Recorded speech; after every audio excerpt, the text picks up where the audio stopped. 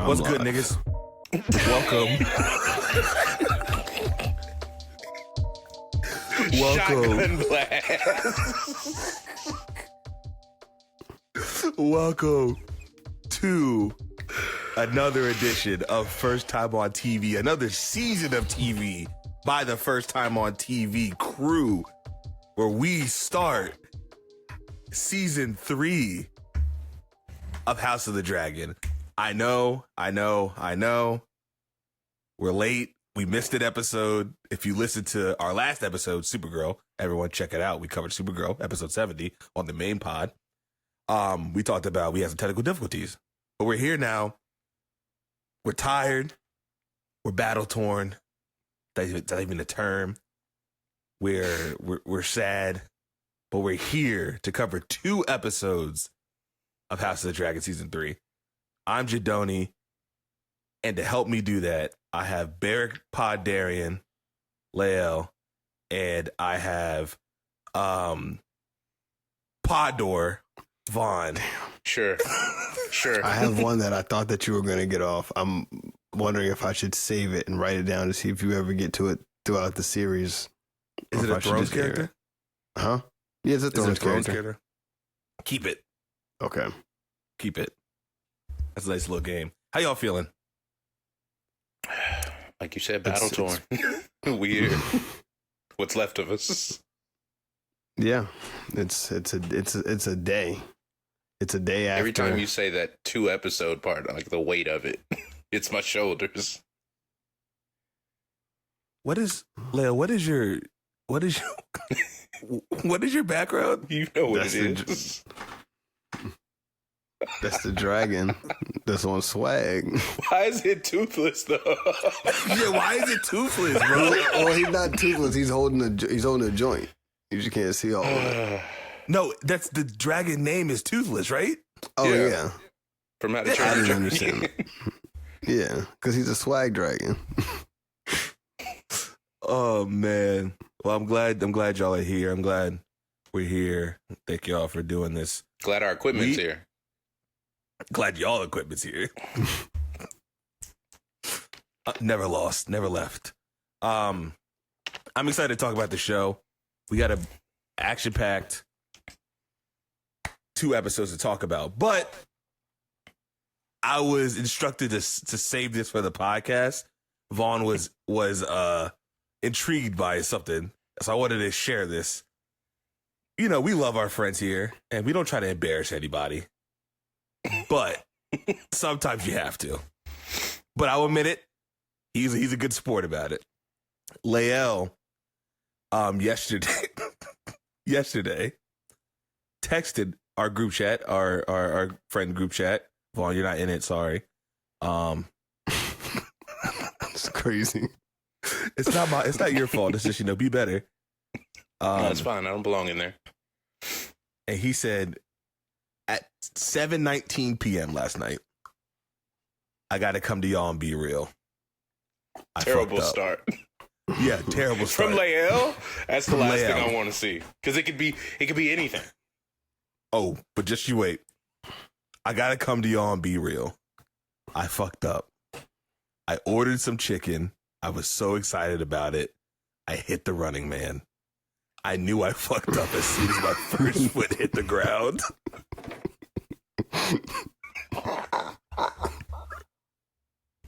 Explain yourself. Nothing could have prepared me for the horrors. No, I think it's a combination. So I left the house. See, this is where people they don't get the Hold real me. I was heading to on. church. You did this in public? No, I was home. Yeah, I gotta pay the whole story. I asked the same I gotta pay the whole story. I went to church that morning. I left the church. I left to go to church at 10 o'clock. I was running around all day. And so by the time I get back home, I was starving. And I'm like, I got to get some food. And I was like, you know what? I haven't hit. And I was going to mention the spot, but I don't want people blowing it up. They get too busy, run out of chicken an hour before they close. Sometimes I get mad. So I hit them up. I get it. I was going to go drive over there, but I said, you know what? I'm actually going to Uber Eats it because I seen their Uber Eats process. and they vacuum seal the bag so people can't get in it. I said, perfect. I like this. I go over there to get the food. I pick it up. I look at the bag. It's intact. I smell the chicken. And when I did it, it was almost like a cue to my stomach because I let a mean grumble. Like the way that Sheep Stealer was when he threw the sheep at her, it hit that type of growl on me. And I said, I'm about to tear this up. So I Bro, look at I don't both know of what our it was. stances of just like, oh my God. And then I just hit a quick dance. Turned us both and when into I did the it, housewives. Oh my. I knew I was wrong. I couldn't believe I did that. Did you do the thing where you look around like to see if anybody saw you? No, I just put my head down. I said, what have I become? My God, dog. Hey man, shout out to you. Was the chicken good though? Yeah, it was. It was a six piece wing dinner. Mashed There potatoes. was a brief second where I stems thought you was just going to undersell it. Like, it was cool. sweet potatoes, mac and cheese, cornbread. Fair enough. I'm happy for you, man. The spread Think saved you you a hit the little right bit. Don't do that no more, though. It was nuts. Because if I presented that scenario, the jokes that would fly would be endless. Once See what they think. once they hit that family call, it'd be over with for you. You'd have to go into hiding for at least a decade. Imagine you niggas. And then imagine like telling your dad and thinking you low, and he like, yo, everybody, wait till you get alone. See, the thing is, I'm not even the type of nigga to like dance for food or nothing like that. That's what I'm saying. I don't know what took over me. Says the nigga that dance for food. This the first time I think ever in my life that I even felt so overcome. I just Like keep joy. imagining his head on that girl that gets the pancakes and is all excited. Stop it. Yo, this nigga hit the cat daddy to some chicken. Oh, shit. This shit is crazy. I had never seen a nigga do something like that. All right. We got a lot to talk about. I'm debating, should I just run through both of these descriptions? That's like a minute and a half of reading. I don't know if we'll manage to stay on course to come back to it again later, so you might as well just power through all of it at once. Oh boy. I bet the popcorn read this. So recovering episodes 1 and 2 of season 3. Salt and Sea, Fire and Blood, and Queen's Landing, their respective titles. Bear with me, guys. Rhaena mounts the dragon Sheep Stealer, eventually bonding with him. Aegon and Larys are captured by guards loyal to Rhaenyra. Larys reveals their identities, believing they will make valuable hostages. Alicent finds Aemond on the Iron Throne, who claims Aegon has abdicated. She urges him to seize Harrenhal. Alicent forges a letter from Aemond, sending it to Ormond Hightower to delay the Hightower army. Daemon defeats Jason Lannister's forces. Jason is such a weird name for Game of Thrones. And gains new allies. The Winter Wolves, led by Roderick Dustin, who delivers Jason's severed head. Adam, Hugh, and Ulf wait to ambush Aemond at Harrenhal, but Alis urges them to leave. The Triarchy engages the Valyrian fleet at the Gullet and sacks High Tide. Lohar breaks from the battle to pursue Corlys. Jace has Rhaenyra confined to prevent her from joining the battle. He and Baela fly their dragons, Vermax and Moondancer, to stop the Triarchy. Vermax becomes ensnared but is freed by Moondancer. Corlys navigates a rocky pass with Lohar in pursuit. Lohar throws Tyland overboard and rams Corlys' ship, which breaks apart. Corlys falls overboard and Alan kills Lohar. Rhaena arrives on Sheep Stealer, who attacks ships indiscriminately. What a fucking demon. Vermax is shot by a scorpion bolt and drowned. Jace is killed by Triarchy bowmen. That ends episode 1.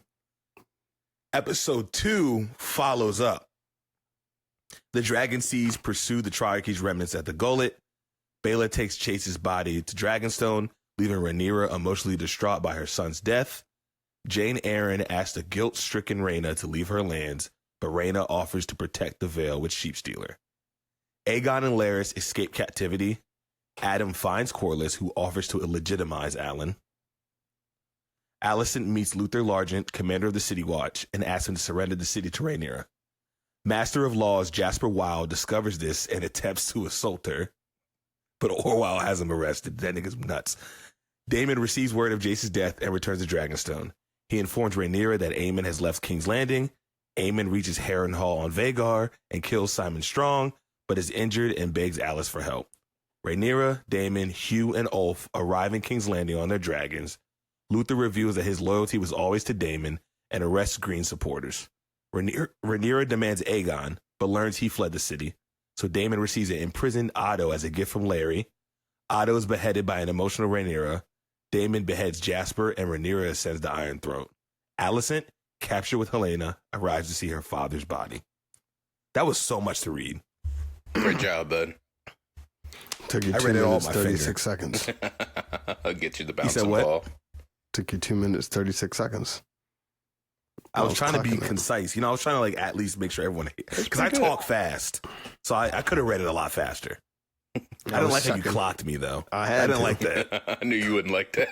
There's a minute per word number that if you went below, we were going to have a conversation off pod.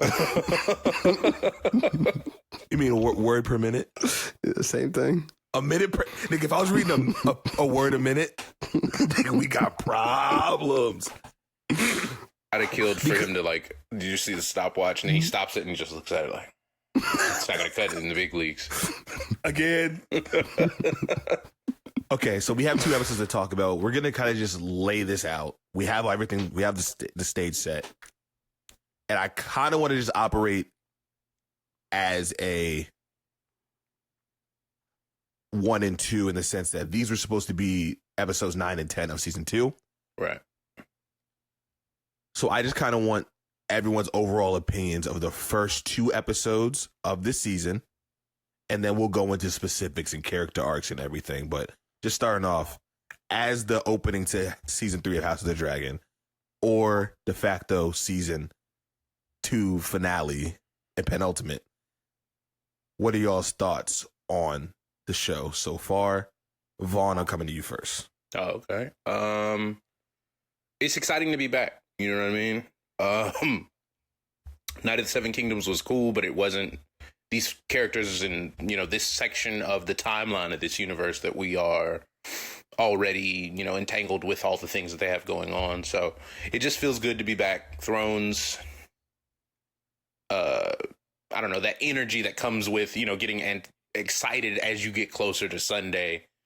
It's something I've only seen premier HBO properties replicate, and there's no other feeling like it when you've got something to look forward to Sunday. You discuss the discourse at the water cooler at work Monday. You come on a pod and cover a couple hours worth of content with the homies on a Monday. It's just good to be back. Real quick before I get to you, Lael, I'm curious, Vaughn. What does a water cooler talk sound like when at a data center? It's just wires buzzing. I feel like it's got to be a health hazard. Lael, what'd you think? Give me some, bro. That was good. That was good. I knew where it was headed. Hot dog. But yeah, Lael, what'd you think? Again, excited to have it back. I felt like I was hitting a lull in TV, and then I look up and I'm like, golly, I had the entirety of the Bear and Game of Thrones plus Cape Fear. Yeah, this is not the year to have a lull. I can't fathom having any downtime in TV all year for real. It's been dense.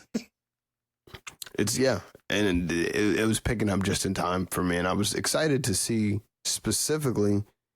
I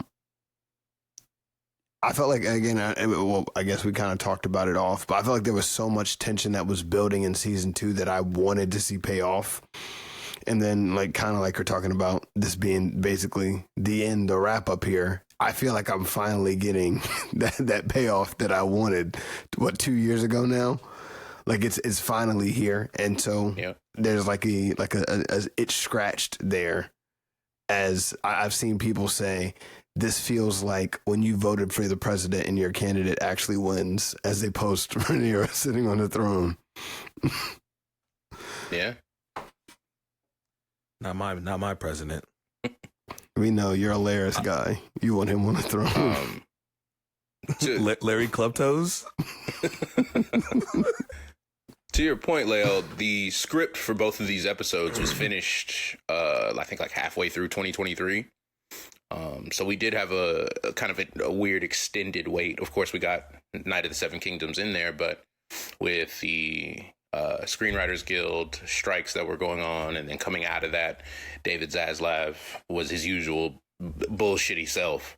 So that's what put us here. So I just want to make sure you know where to aim your blame. Is right in between the eyes of David Zaslav. I just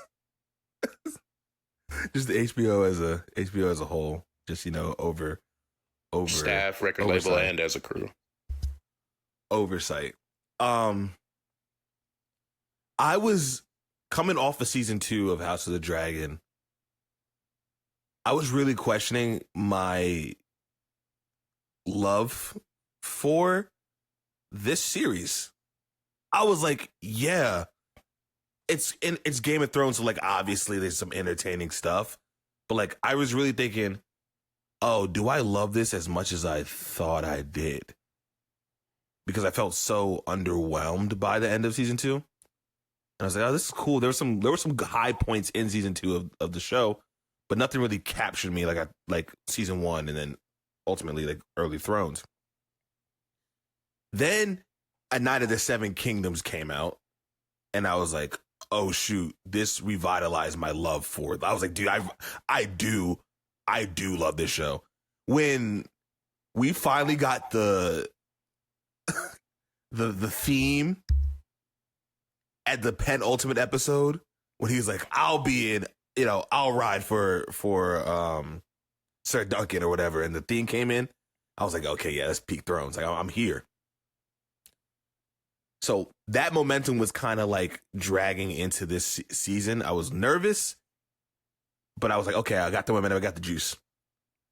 Admittedly, episode 1, the Battle of the Gullet, highly anticipated. I was like, it's okay. Not really what I was expecting. I was really excited coming off episode 1. But then this episode 2 hit in the last 20 minutes of episode 2, and I was like, okay, this is the kind of stuff I like. I think we're here. Did it save anything from episode 1? Like when you just kind of mentally mash them together? Because that's kind of what I did. No. Okay. Episode one is like, it's not a bad episode of TV, but it's honestly some of the ugliest Thrones it's ever been. And Sure. and just, I think with this being like the finale of season 2, I was very much like, yeah, it's just, it has everything a Game of Thrones finale is supposed to be. I'm not really watching Thrones for the big battles a lot of the time. It's the interpersonal relationships and the workings and how the characters kind of maneuver and like the journeys. And this specifically, this episode 2 of House of the Dragon, with Rhaenyra's whole thing and all these other things that are going on, I was like, okay, I'm more here for this. So I'm content right now. Fair. I'm content. Leo, you've seen all of Thrones, right? I have seen all of Thrones and all of Knights, and I'm caught up here. Yes, I had to run through. Okay, cool. So did you catch any of that outside of House of the Dragon? Well, any of Game of Thrones proper as it was releasing, or was it all retroactive? Last 2 seasons I caught. Okay. So for me, I feel like Thrones takes a good episode or 2 to get back into that rhythm. Do you feel that way? Jaden, do you feel that way? Like, I feel like Thrones just takes a minute before you settle back into the lay of the land and how everybody's going to be maneuvering. Leo, go first. I'm trying to think about it because I also don't know that I came on at the best time to feel that like a live transition. I was thinking that as I was putting it together, like, I don't love your options here. 2 seasons. I mean, but I Game of Thrones is very much, you want to say it's like the Knicks to me. I think the greatness of Game of Thrones is they're trying to compete in the first half. And then I think when it's winning, when Game of Thrones is winning, it's taking away second half. So I think sometimes it can have a slow start. And I think, honestly, if I'm being honest, when I talk to people about starting any of the series, they're always like, the first couple episodes bored me. So I could understand exactly what you're saying.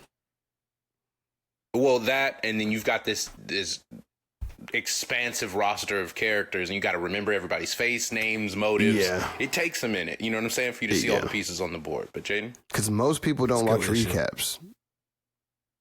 Couldn't be me. Skill issue. Remember, he's got the beret on. It's a skill issue. Not remembering people. Like, I'm not talking about like the most like low key of people that you see like once or twice, but like the main players, you should remember who they are. We all watch TV. Yeah, before. but Game of Thrones, random minor character might turn into something important on very short notice. Like Raina got to a pretty big motives and stuff, you have to kind of see the whole board to understand who might undercut who and why they might have done so, who they're working in cahoots with. Like, it's just a lot of pieces, and it feels like it takes a minute. You just gotta get a sweat going. That's plot point. I thought you were talking about characters. All of it, just settling into Thrones. Like, it has a rhythm, and you gotta match up with it. So, for me, because I also came in late. I came in during season 6. Okay. So I that's probably the fastest I've ever like binge watched the show was Game of Thrones. Oh yeah. I did it like almost in like a little over a weekend. Like I was like moving. Like I had nothing else to do. But for like House of the Dragon season 1 and Night of the Seven Kingdoms, I knew immediately. I love this show. Like from the first episode, I didn't feel like I had to get reacclimated because it was something so different that we've received before. I was like, dude, this is my bag. A slice of life comedy. There's For the a same little bit reason, of an I felt like argument it took there. a minute to find itself. Okay, both of you said something at the same time. Go ahead, Leo. Yeah, I would say there's an argument to be said, though, that you're getting the third iteration of starting a show anew, where they can like, okay, this, you know what I'm saying? Where you can piece it together and you progress. And then also I think that it does matter that the story and episode length, like they had 6 episodes. That's the shortest starting season of any of these shows, which is, well, it gives different circumstances, which I think should directly affect how quickly things have to pick up and progress. True. But like also like if it's an effective first episode, it's an effective first episode.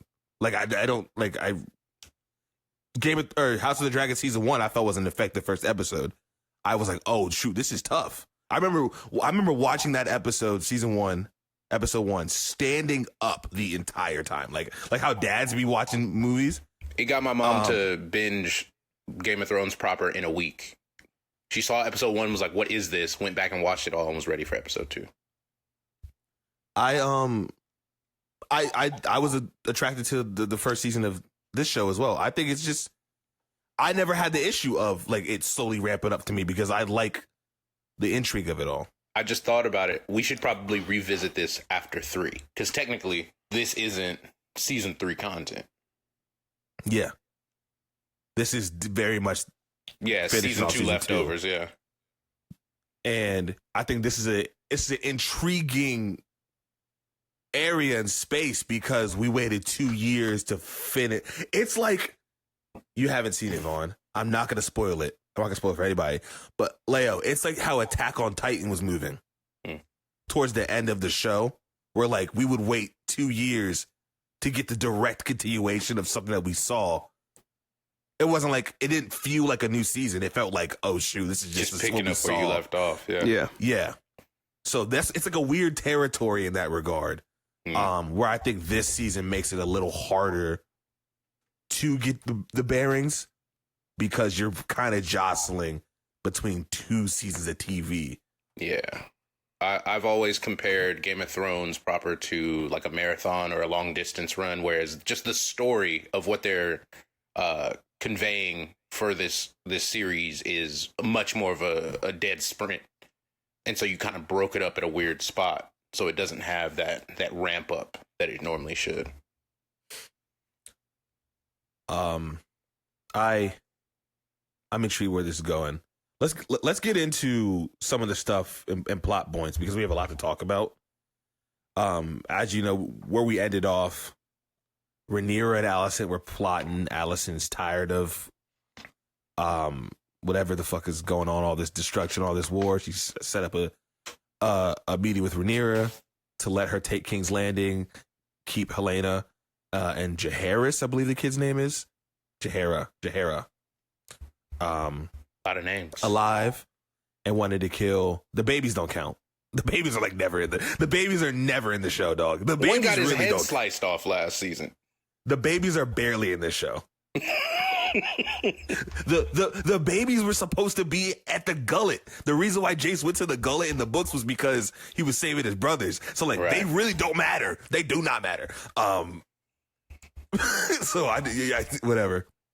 But it's setting up this thing of Rhaenyra taking the Iron Throne of King's Landing, and everyone kind of going their different ways. Aegon's gone. Aemon's fucking off and being a demon and leading the charge. And we had these kind of conflicting things. Everyone's kind of going against Rhaenyra for this idea and for trusting Alicent and being like, this is the woman that's got you in this scenario. Why are you trusting it? There's that funny meme of Emma Darcy, like when she was explaining with Rhaenyra. I want to preface this. Yeah. She, as in Rhaenyra, Emma Darcy goes by they them. She, when I'm saying she, I'm speaking of Rhaenyra. I want to make that clear. That's right. Finish June strong. I'm an ally. Come on now. That's right. When Rhaenyra is explaining the plan to Alicent, and she has like this, or Alice's plan, she has this like this giddy like smile on her face, like, oh, I'm like so trusting, because I was like, that's my childhood friend. She said we're gonna do this, and she's like tapping the screen or tapping the table, and you can sense that everyone doesn't really agree and doesn't really understand why she trusts this woman, and it causes a lot of friction between her council and her son, her husband. All these different people are like kind of going after Rhaenyra and not really trusting or understanding why she's moving the way. A lot of men telling her, hey, that's not how war works. Yeah. So it's putting her in a very interesting scenario. Walk me through how y'all are feeling with the setup going into episode 1 about how people are kind of treating Rhaenyra as queen. If you felt like, 1, it was right, and 2, if she may be tripping. So are we talking about like just that instance or overall? You go instance and then go into overall, but like specifically like leading up, just everything she's kind of moving, the way she's kind of moving pre Jacaerys' death. So I mean, they look at her like she's, no pun intended, green. They're like, she is. Yeah, I mean, she is. They you can look at your king or know your king or queen is green, but I don't think as the council you treat me like I'm green. That's where the difference is. If you're treating me like I'm green, it's like you're giving me guidance, not you're like, this nigga don't know what he's doing. That's nuts. But that's kind of how they're kind of moving with Rhaenyra right now. Even Jace, is like, and I think that Jace did come from a good place of wanting to prove himself, but even him is like, yeah, no, I don't think you're making the right decisions right now. It's like when Tony said he needed a wartime consigliere. He ain't have a war day acting like she's not a wartime consigliere, like she don't know what's going on. So I think that they are kind of hitting her with like the little sibling, like, come on, let's get this done. And I think that because of that, she kind of feels it, she senses it, and she's like growing increasingly frustrated as you get to episode 1. It's like at a peak now, where I think she's like, like she's like, I'm tripping off this. I can't. Like she's losing composure now because of it, because she's like at her wit's end with how they're treating her. Yeah, I mean, I think it's a justified weird space for her to be in because, you know, the entirety of season 1 is basically her rejecting her place in all of this, or at least trying to run from it to some degree. And season 2 is kind of her coming to grips with, no, you gotta get in here and get in the field. And now that she is committed to, you know, the finality of what's going down and willing to accept, you know, the weight of her decisions and how they may impact others around her, those same people are now preventing her from getting involved. So it's like we spent all this time doing one thing, and now I'm here ready to do my part, lead us, whether I'm right, wrong, or anywhere in between. And now y'all won't let me do that either after everyone forced that importance upon me for so long. Like, it would drive anybody mad. And then losing people along the way, she hasn't had a chance to show what she can or can't do in battle because of the people around her. And this show, especially these 2 episodes, have shown, outside of Daemon, just how unprepared any highborn is for real conflict. And so it's like, hey, you were in the right place. Oh, don't look like Daemon's not prepared. Time out. Did you not see Big Sapphire Eye pull up the Harrenhal and waste them niggas? You talk about niggas ain't prepared. A Chrysler 300 looks real nice. Bro. Yeah. No. So you can't move the goalpost, bro. You say he's not prepared. He walked down all the niggas in Harrenhal. And then what happened? He got snuck. He got ill-prepared. Ill-prepared wouldn't happen to that demon, though. He got seduced by Sir Simon Strong and those nice eyes. That's crazy. Couldn't be my demon. You see Simon Strong put his hand around his shoulders like, I love you. And Aemon fell for it. Simon Strong was a goer. He said, vibrant young men. That man was ready to tear that camp up. I feel like if there's anything that Aemon shouldn't be falling for, it's to look in somebody's eyes. Oh, ableist. I don't care if you call me an ableist. You call me an ableist, he's a mom kisser. So I mean, I don't care if you call me an ableist about that. Dude, honestly, bro. Screw it. Man, screw what's the term? What's the word I'm looking for? Oedipus complex. Structure. Let's just talk about the test. Let's get to let's get to the problem here. We were here to talk about characters and motivations, developments and stuff. Developments. Hey man, quit kissing your mama. Wait.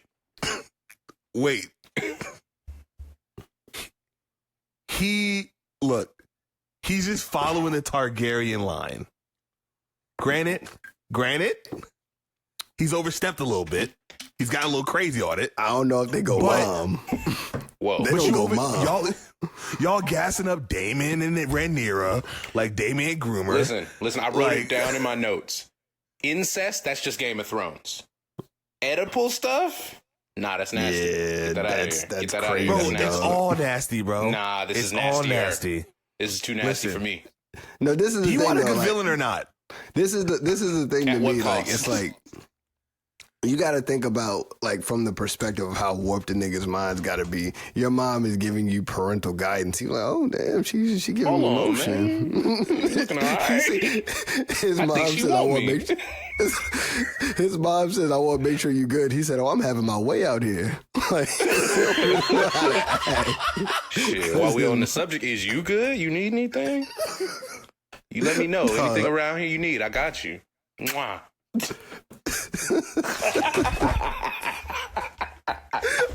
just dropped my light. Yo, he hit the go to Marcus on his mother. That was crazy. Oh, that's crazy. But before we keep laughing through this and move on, Olivia Cook's the horror in her eyes as it builds is some of the best acting I've ever put eyes to, dog. Of like, what are you doing? No, why would you do that? Why are you looking at me like that? I don't want this. I don't want it.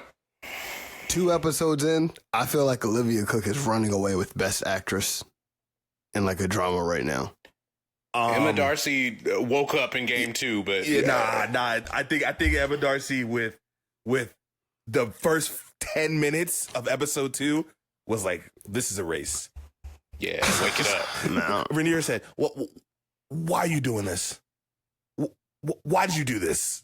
Like, the way they portrayed like all the emotions of like the grieving process, like speed run. Specifically for Rhaenyra's situation, after she just had death after death after death, and after I'm like holding this light like I need the he holding that light like it's the sign, like he's headed to your section. But Rhaenyra having to go through all of that, and then that nigga locking her away before, and like having to battle through all that. I think Emma Darcy might be between that. And then at the end, the loop between Rhaenyra and Alicent, I think it's probably Emma Darcy's right now. But shout out Olivia Cook, she's been bodying it too. I don't know about running away. That was my that labor trek up to the Iron Throne was some quality stuff of like what did it cost me? You know, Vaughn, I know this may not mean as much for you because I feel like this is a more local thing. While we're still laughing and stuff, Sheep Stealer gets a section of mugshots. 100%. There it is. First let me tell you about mugshots. First dragon with a ski mask on, with a shiesty on. I'm gonna tell you this, Vaughn. You get in the mugshot section. There's no lower you can go. No, it's because it's the reason why that's a thing, Vaughn, is like that's so not a place to have a section, but you can see when there are niggas who get a section there that they feel like, yeah, I'm the one. Oh, no. That's what I'm saying. Like, for him, he's grabbing his homie, standing on the couch saying it don't get no better than this. I'm so glad you brought this up because all the edits and stuff I've seen, like I just keep imagining like that Fetty Wap song playing as he flies into the battle scene. What is he playing? What is that dragon playing into battle? And why is it King Von? It's YB. No, it's YB. Yeah, it's I was about to say. I feel like it's. I was gonna say. I feel like it's YB for sure. Dummy, Sheep Stealer is nutty. I don't even know what we were talking about. But let's just go. Let's go to the gullet. The gullet. Yeah. Pause. Let's talk about the gullet. Yeah, that was crazy. I'm sorry. I'm calling HR. Like, yeah, the nigga said straight to the gullet. Bypass everything else. What were y'all's thoughts on the Battle of the Gullet? This is supposed to be the bloodiest naval battle in Westerosi history. Very, very, very much hyped up. Did y'all feel like the Gullet delivered? Lael. Yes. I feel like it was a good battle. No. Did the Gullet deliver? You gotta say it with those words. What that mouth do? What that mouth do? I was hoping so bad he would leave it alone. Look, because he started laughing. So as soon as he started laughing, yeah, you got blood in the water once you started chuckling. I feel like it was a good battle. I really like this because it confirmed something for me about Alan, which is I think that Alan may be the most pure character in terms of motivation, but also morality that we may have seen in a throne like a throne show. Because like maybe Sir Duncan, that might be his only like equal. See, but Sir Duncan lied. Sir Duncan was willing to lie to get what he wanted to do. Alan, he's too upstanding. I would put Dunk. I think Dunk is up there though. Yeah, just of high moral fiber. Are we ignoring him? Not even wait until Jace's body's cold to press up on Baela? This nigga, that is dirty. That's not dirty. Your man's. That's not your man's. That's not my man. He was just trying to do a little recon. Nah, that's dirty. That's dirty, bro. I'm not going. Nah. But you saw Kirby battle and was like, yo, so what you getting into after this? Where the afties at? But you gotta realize too. You see how early they be dying. He don't got much time. Like, not only that, but he just put up, you know what I'm saying, 42, 10, and 12. You know what I'm saying? He just had a big game. He got to he got to let somebody know. He just feeling good. I don't know, guys. I don't know, man. That's kind of dirty. She went through a whole trauma dump, and he said, "But you're betrothed." Damn, that's crazy. Your betrothed don't let you have friends? Wow. What about siblings? He did it again, huh? I know. No, but to your point, Leo, and we'll go back to the gullet, but like Alan, Stop saying all he wants is, that's the name of the battle, guys. I don't know what you want from me. Alan literally just wants his father. And I think they did this on purpose. They made that whole family black. And I think they did this on purpose. They had some commentary about the black family. And it's driving me insane. I was so proud of all the black family moments we had, and now you frame it like that, and I'm like, hey, wait a minute. Nigga, they make the biggest deadbeat.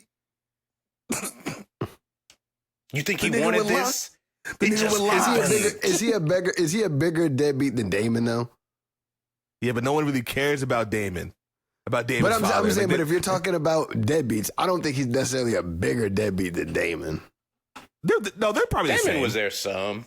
They're probably the same. They're probably the actually. I think Damon Corliss was there is bigger. some and earlier. Corliss didn't acknowledge them at all, bro. Damon acknowledges that's the his difference. kids. That's the difference, though.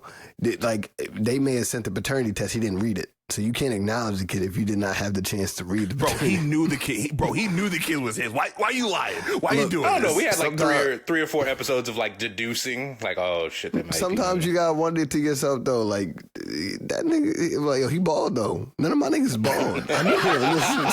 Look at the picture, Maury. I've never had my nose look like that. But he just wants to be there with his dad, and even like in the battle, he was like so honorable and so like always talking about like, yes sir, like no I don't, rejecting everything. But as soon as that nigga Corliss goes down, father, like he's like he's a kid that wants his father. Or he's not a kid, that's a bald grown man. But you know what I'm trying to say.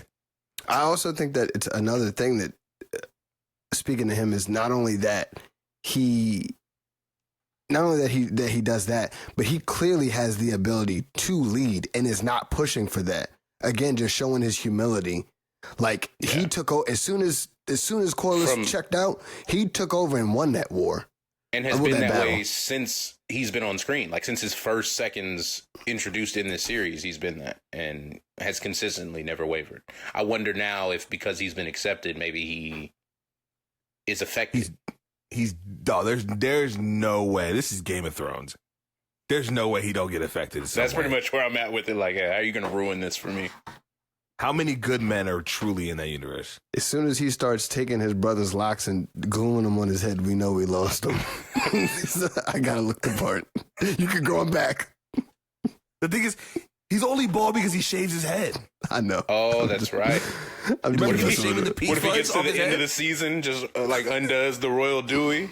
Nigga gonna be walking around like Shelton Benjamin. Swimming. What were your thoughts on the battle, Vaughn? I would have liked a little more naval. Like I wanted them to get into more like ship warfare. I like a little naval with my gullet. You say naval with the gullet? But I was hoping they would get into a little more naval warfare instead of just the parts that we got. But I was fine. My biggest gripe is you make it over the teeth of this rough pass because you are the skilled, navigator of the seas. And then some 20 seconds later, someone else does the exact same feat. No, they didn't. Remember, they got messed up at the teeth, did they not? Some, but they made it through. Instead of navigating it, they got rid of weight so that they floated a little bit higher on the water. That's why they were getting rid of people in armor because of how much they weighed. so that it rose a little bit, so that they got through it. It wasn't perfect, but they made it through what, was presented when we first tackled this issue as a impossible task. So that was a little disappointing. But I guess it more would be like to show the nobility of Corliss in them versus the kind of savagery of the Triarchy. Like, sure, what the Triarchy are willing to do to get through a problem that, like, I guess because I'm rooting for Corliss, I want every feat he has to, stand out above the rest. So that was my only real gripe with it. But all in all, a solid battle. We could see everything. Yeah. For better or for worse, we could see it. Plus the combat in the water I thought was pretty cool too. Like Alan versus like Lohar, the bitch fist. I love that. Yes. Oh, great name. I'm so glad the bitch fist rank? Didn't let us forget. It's up there. That's a great name, dog. Bitch fist is all timer. But you gotta say it like he does with that resentment. Yes. He puts some. So I'm out on the seas minding my business. I make it through this rough pass, and then out of nowhere, bitch fist hits me on my front fender. You believe this shit? That's what Hove calls Solange. Oh, that's nuts. I'm not endorsing that. And this will be the final episode of First Time on TV. I'm not Your phone about to it. buzz. It's gonna say this is Hove. If Hove had my phone number, I'd be like, nigga, where you been at? Listen, when Hove wants your phone number, he's already got it. He's already got it. I think for me, for me personally, I know a lot of people disagree, Battle of the Gullet was my least favorite part of the first episode. I think, like, it's not a terrible battle, right? It's not like it's like the worst thing I've ever seen on TV. I'm not saying it was awful, but I was a little bit disinterested with like them framing the whole Lohar versus Corliss kind of internal beef. It's like they were 2 years removed from the show. To your guys' point about things in plot hole and plot lines being so all over the place of Game of Thrones, it didn't connect with me because, like, okay, why should I care about their beef? Oh, the sea snake murdered my family off screen, all my people off screen. That's like supposed to be the reason why I'm supposed to like care about this conflict. I didn't care. I just wanted to see ships flying and like that being such a big focus. Mind you, we did have the cool like tactical stuff with the going through the teeth and everything, but the actual like head-to-head thing that they framed, it felt a little whack to me. That's a really good point. I feel like the way that it was framed made me want a specific outcome because Alan didn't need any help in terms of endearing, you know what I'm saying, the viewer to him and his character already. So him getting that kill is fine, but I wanted to see these savages get outclassed. You know what I'm saying? I wanted to see them play a road game and get in over their head and lose that way. And I think that's where my issue, I guess, with how that went down is really rooted in. Nigga said savages get outclassed. You're talking like a suburban team playing a city team. You're in crazy. fairness, the outclassers look like us. I was rooting for the right team.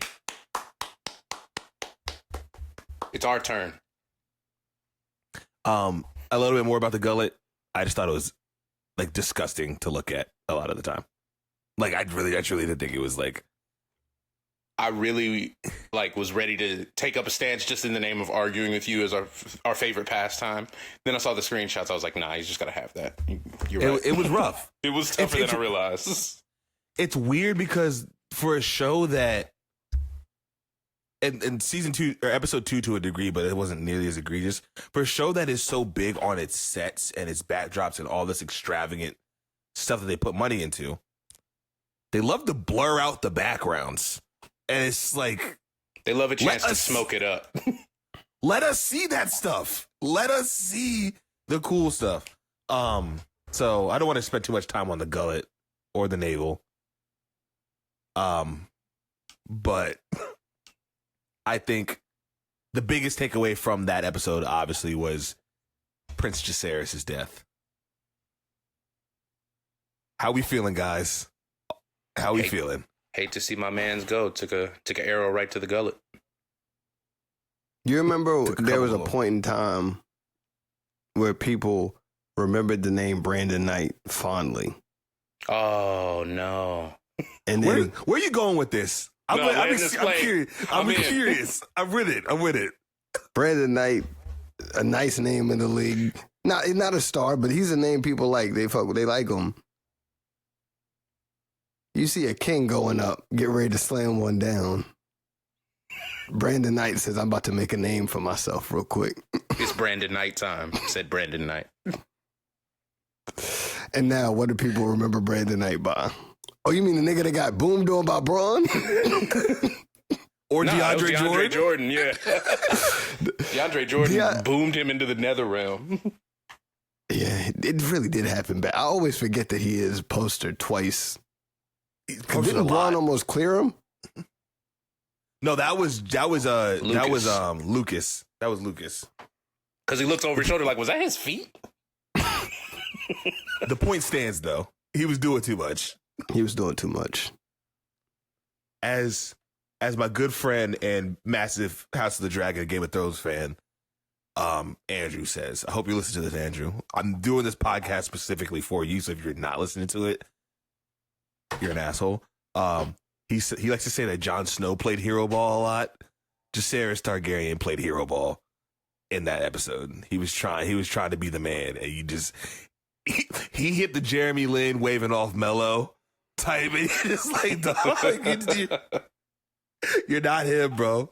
You don't practice that He shot. went full Denzel Valentine in the clutch. No.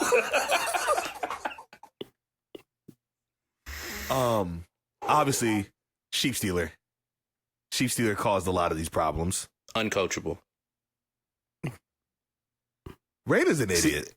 But hold on, I want to be real though. Sheep Stealer is uncoachable, but I feel like it's that uncoachable when Kendrick said it in Control. I'm unsociable.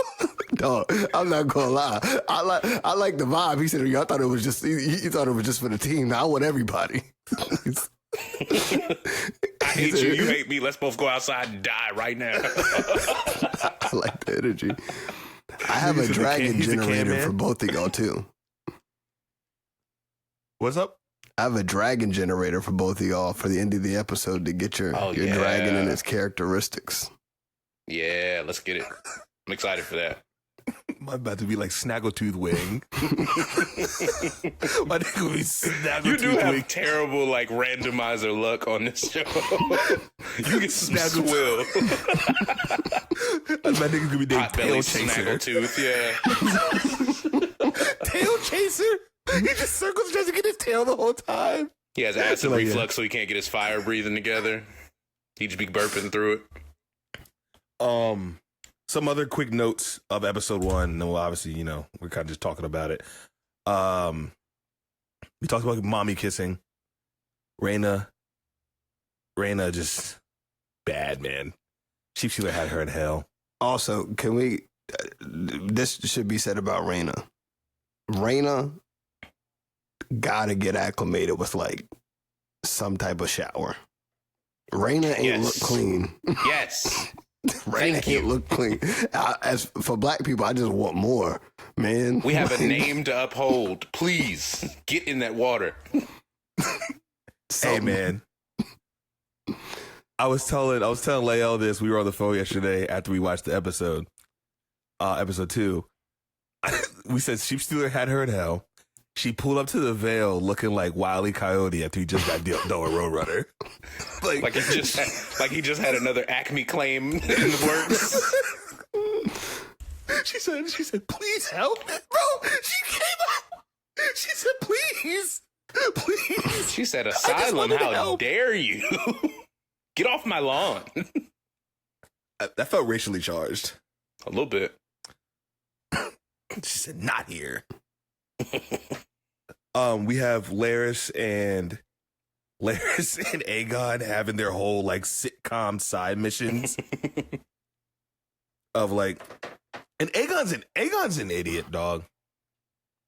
He needs to get that ego in check because as Time and place.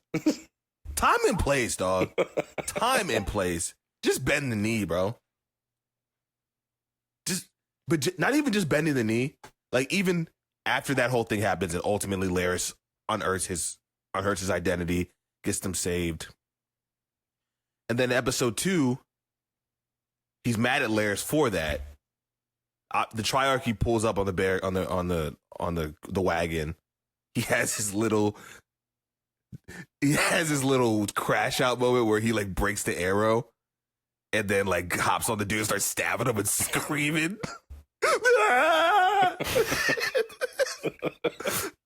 but then after they break free, he just doesn't listen. And Laris is like, yo, let's go. I forgot what the place was. Was it the Riverlands? I forgot where he said he was supposed to go. He's like, yo, we're going here. And then Aegon's like, no, we're going to Rook's Rest because Sir Kristen's there. And Laris is like, no, listen to me. That road's terrible. Don't go to Rook's Rest. And Aegon's like, we're going to Rook's Rest. Little does Aegon know, Kristen and them are going to Harrenhal now. So what does he go do? That nigga does not listen. Not only that, Christian Cole has seen things he can't put back at this point. Again, it's like his mind has been shattered by the things he saw out there. He's not okay. He's not here to defend anybody at this point. And they made a really interesting point when he's having that conversation about, you know, how futile all of it is after, I forget his name, Allison's brother or whatever, right? Orwin? Yes, yeah, after he comes to him about the whole situation with the lady in the tent.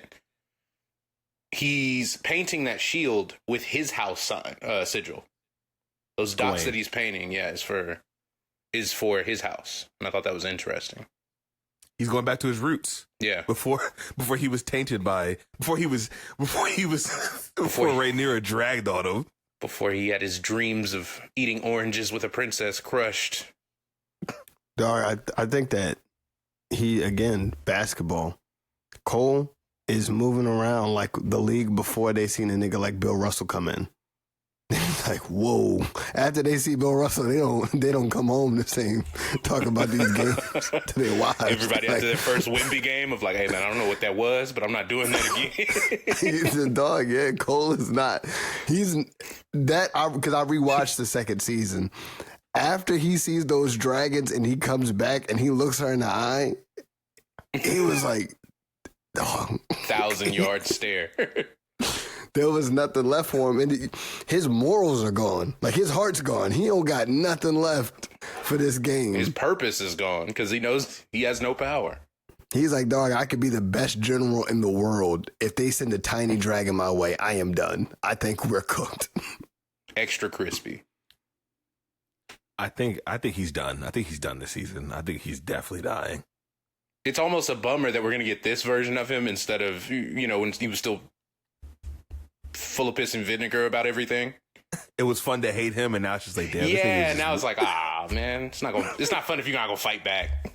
Also, Laris trying to show Aegon around is like, Aegon is the nigga who, like, he had to go to a new school, and everybody in that school is not rich, but he went to a private school where everybody was rich before. And so now he's just moving around like, we can go over here. They're like, no, you haven't been out here before. That's not fly. You try to walk around. You try to drive your Rolls Royce down in Dundalk. You know, them sticky killers, they kill you over there. I'm playing with you over there. It stinks. You can't. He's hurt. Vaughn, I'm sorry you're getting like four local references this episode. Dundalk's a smelly place. Oh, okay. They literally have a shit plant. Like, legitimately. Too. Oh, shit. Literally. Damn. It's just terrible. Aegon's an idiot. We have...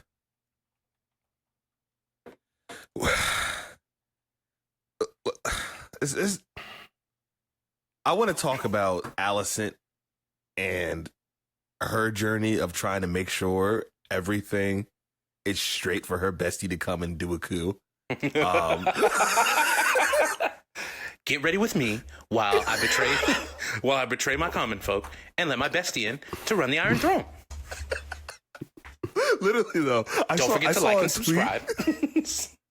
That was good. I saw a tweet where it was like, yo, Allison and Helena try to escape like commoners and act like normal folk, with Allison wearing archival Dolce & Gabbana. No, I'm saying like it was nuts. You see the glimmer on her fit, and she's over here like, oh, quick, we have to put our hoods on. They won't notice us. Meanwhile, they put the hood on that's blinding everybody. Yeah. But she's trying to play like double agent, sneaking around, and she was finally caught. Someone finally caught on to her. Sir Jasper. Yuck. This takes me back to old Game of Thrones in the worst ways. The things that like early Dany type stuff. Yeah, like gratuitous sexual assault. Because it's like, I think they did it so we've had more anger and like was like, yeah, he needs his head cut off. But like, it didn't need to happen. I mean, not like any sexual assault needs. That's a lot. But like, yeah, it just felt kind of shoehorned in there.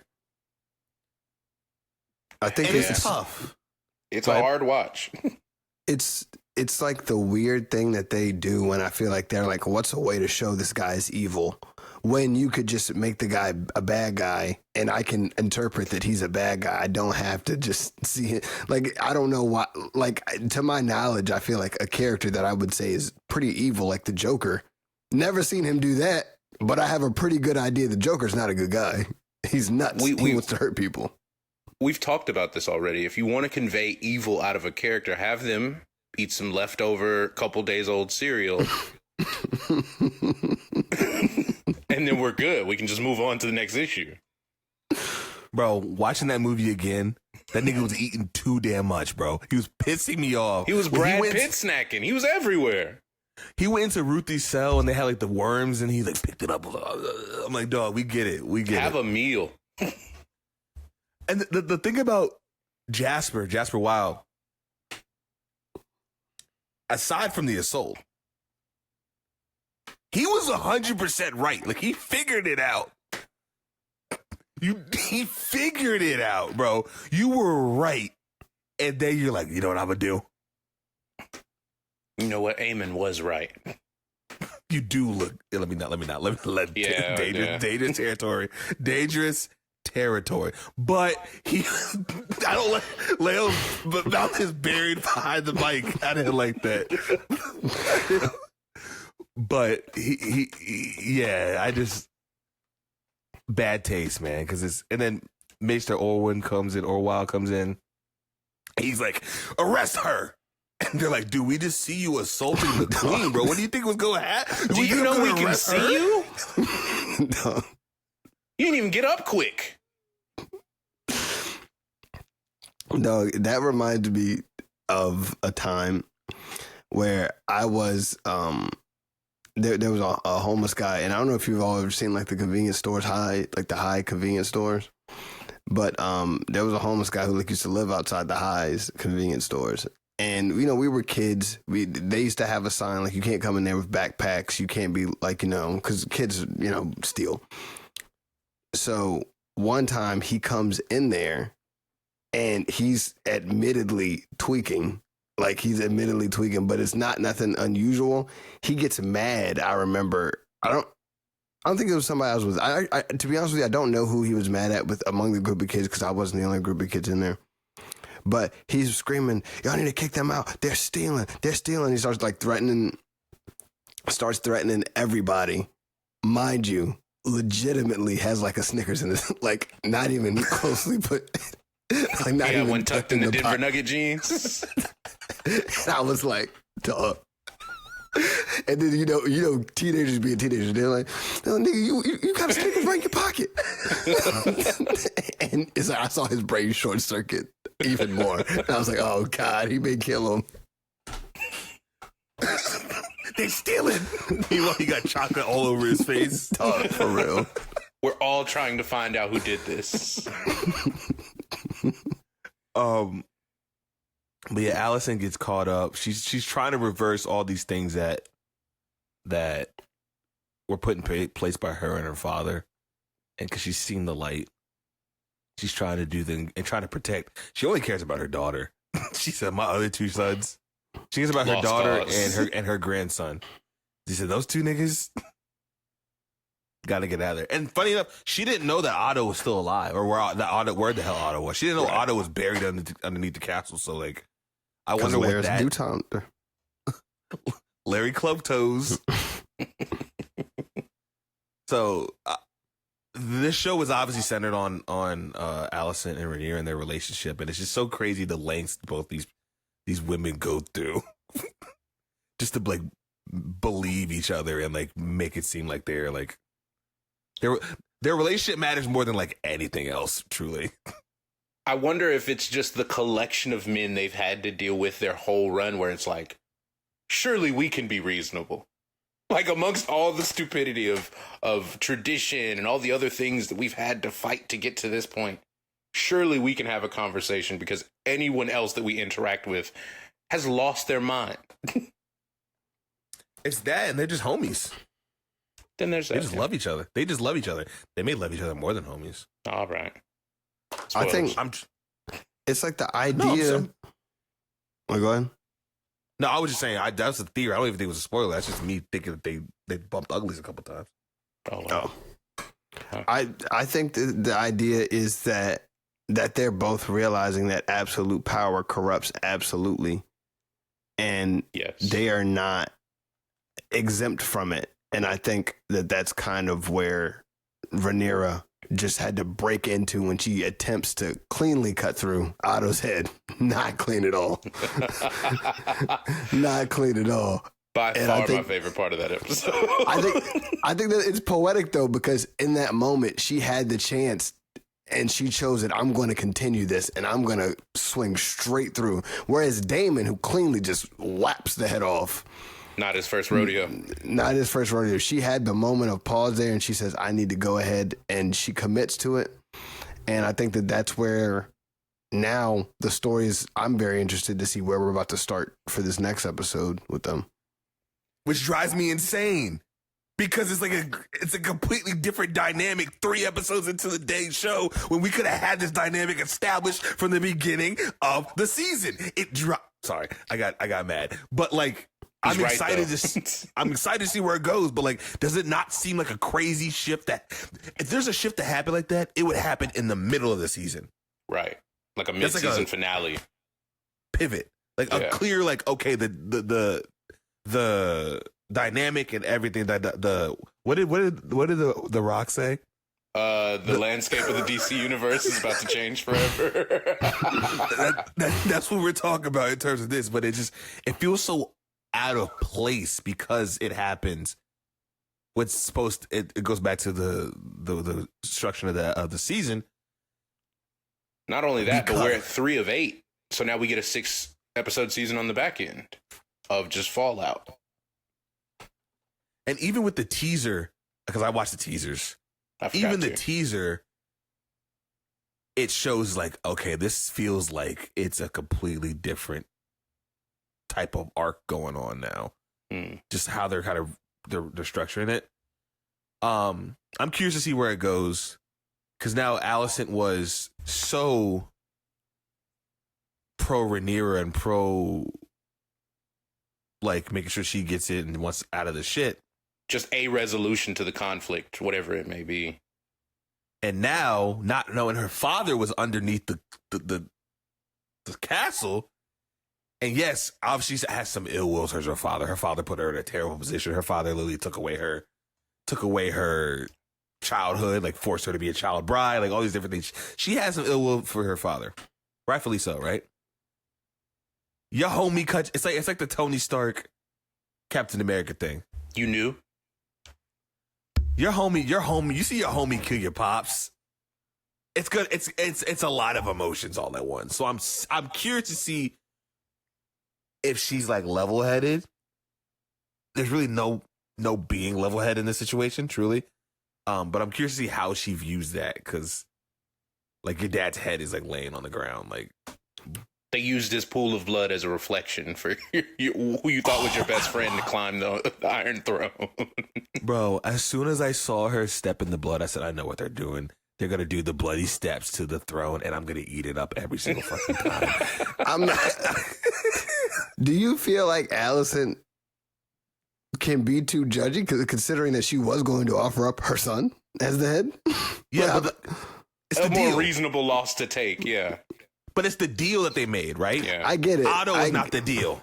I get Otto was not the deal, but it's like, I mean, well, you did offer your son. I mean, I think that's the crux of the show. Is there are people attempting to be whatever version of decent people you can in this universe, and the literal game of getting on that throne, like you said, corrupts everyone beyond repair. And so when they get to that point of corruption, instead of it being, oh my God, I can't believe so and so did it, you're like, that's the Game of Thrones, dog. Nobody really wins for real. And then you just tune in for another Sunday. that's Dallas. That's Dallas. Yeah, there you go. There you go. I think she can still be upset though, because again, Dallas, indeed. your dad got his head hacked off, and it's like, this is not what you planned. It's a harrowing sight to see. Yeah. Like you're already yanked up by the King's Guard. Not the King's Guard at that point. It's the City Watch. You're yanked up by the City Watch, brought to here with your daughter. You thought you escaped. And then you turn the corner and your pop's head is there. First off, murdered. He's here. He's just here. He's I didn't here. even know he was He's here. I And not didn't only know- is I he didn't know here, where he's he in was. bits and pieces. He's in Otto Nuggets. That's a good one. It's just a lot to take in. Speaking of Otto, that man's a sassy bitch. He said, just let Damon do it if you're gonna hack at me. He was like, God. He was so worried about being hacked at. And he was 100% right, because she hacked the mess out that nigga, bro. She missed the whole first time. She hit that nigga in his back. For that brief moment with that, it reminded me, hey, this is still the dude that played that kicker from The Replacements. That's the lizard, damn it.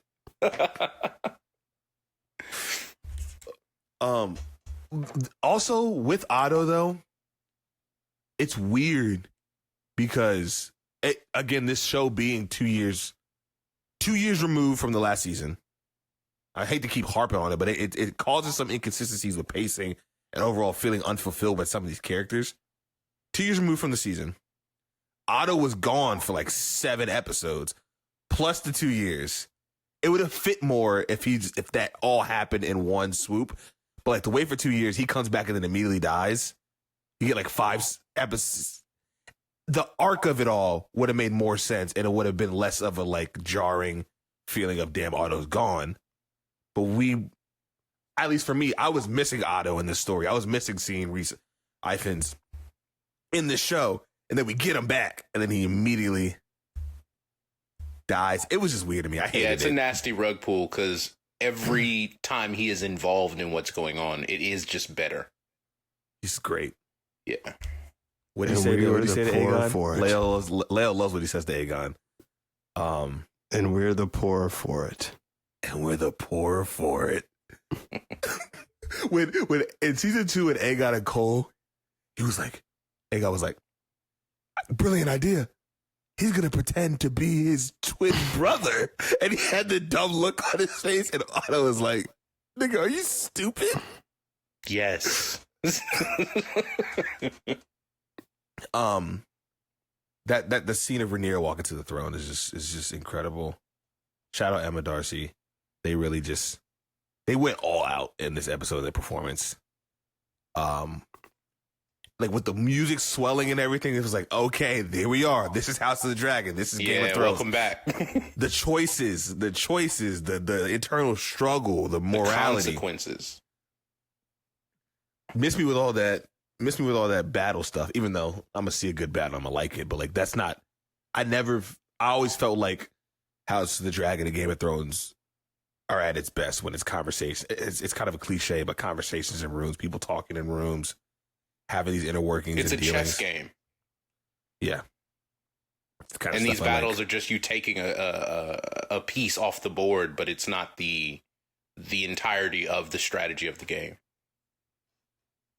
Some other things, I sympathize or empathize with Damon because I've too messed with bi women and have to deal with their girlfriends try to swoop back in and take hold, and we jostle for position. I get it, Damon. I get it. Damon wasn't worried about that. He said there's only one. He said it's Big D and it's video proof. He knows how he be moving. He wasn't playing around. Hey man, you see what he did at the council. No notes for me. He laced his shoes up and got busy. That was good. That was good, man. Was Damon in Harrod Hall beefing with my bitch when I'm in jail? The Kevin Gates, basically.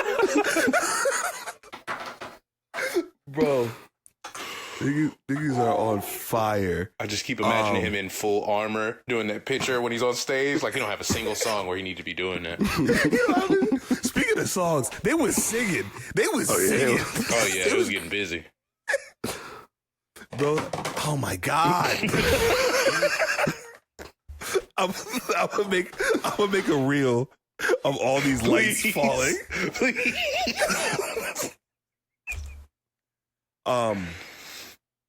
We got to talk about, obviously Damon put up numbers walking into King's Landing and start chopping heads off. That was awesome. Not as cool as Eamon, but it was cool.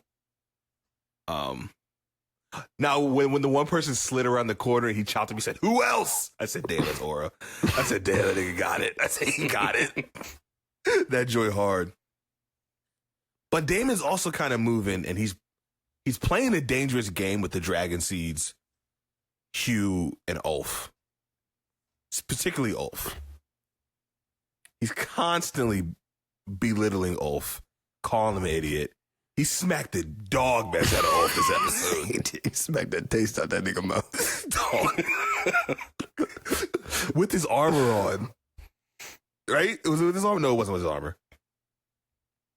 Regardless.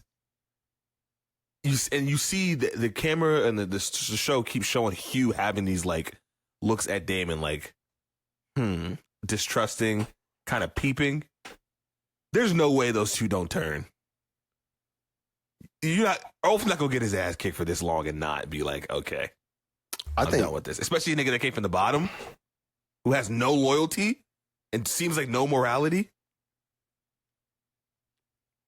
I think Ulf 1,000% would turn. I don't know about the other one though. Hugh. Yeah, Hugh. There we go. Thank you. I don't know about Hugh. I think Hugh is his proximity to the poorness, and he's seeing what these dragons do for his life. He's like, oh, you know what? I'm gonna ride out for right now. He's done miracles on me. What's his dragon? I forgot his dragon. He pet his dragon singing. There was a shot of Hugh flying over King's Landing. And his wife like looked up and like saw. So I'm sure he's gonna pull back up to his wife. But you see, I glue up. Our daughter's dead, but I glue up. I can't put down the idea of like pulling up on a dragon, blaring something on speakers, dog. You playing that Don Tolliver where okay, I pull up. Nah, E85. Play E85 on the back of Vagar. When I pull up off the glide into town, playing Black Max. Like these, see, that's their problem. They don't know how to stunt. They're all about war. They're doing the wrong things. Okay, first thing you're doing if you got a dragon. I'm taking it to the self-serve dragon wash. And I'm acting brand new. Like, oh, well, no, I've been had this. What you mean? And then I'm finding a shorty, and I'm inviting her to a dragon roasted dinner. Like Sheep Stealer did. Like, hey, here's your animal. Okay. Yeah, farm to table situation. Honestly, I might try and get myself a little army. That may be the first thing I do. I start recruiting. First if thing I have you a don't dragon, you don't want to do no stunting. That's like you get your like you hit the lottery and everybody's like, okay, well, first I'm gonna do this. No, you gonna go to the mall and blow a little bit first. I'm telling you, because this is the thing, right? I have the dragon. If I get an army, that's my first thing. If I gotta have somebody to back me, like a ground troop now. Now you are an army. You have a dragon. I know, but now my mercenary group is crazy because my ground army is moving nuts. I'm overthrowing somebody. That's the first thing I'm gonna try and do. I'm gonna try and find a small kingdom and overthrow them.